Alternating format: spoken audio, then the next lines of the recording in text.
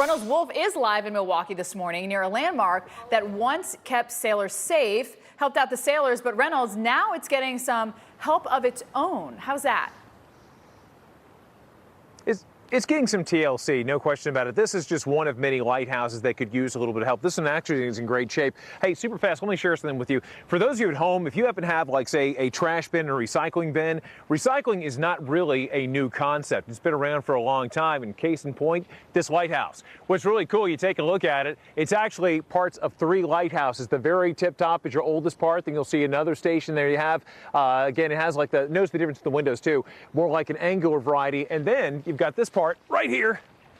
And the cool thing about this was built back in 1912. Yeah, so all put together like a big jigsaw puzzle. But you're right, Stephanie, this has been something that has been up here like a sentinel right on this ridge overlooking Lake Michigan from top to bottom. It stands 153 feet off the water surface, and that beam at full blast could reach 20 miles out over the expanse of Lake Michigan. It's one of those things that offers not just a physical standpoint, but also kind of I guess you could say sort of an emotional and spiritual thing to many people who go out on the lakes. It is something that it's one of the last things they see on their journey, but it's also something that through the wind, the rain, the fog, it guides them back home, kind of like a parent, so to speak. But Stephanie, certainly beautiful. And what they're doing with Land's End is they're actually doing what's called a heritage tour, where they're seeing some of the greatest parts of America, including some of those lighthouses, and giving them the helping hand, just trying to give a little bit of a tip of the cap and some great respect for these landmarks that are so dear to so many, Stephanie.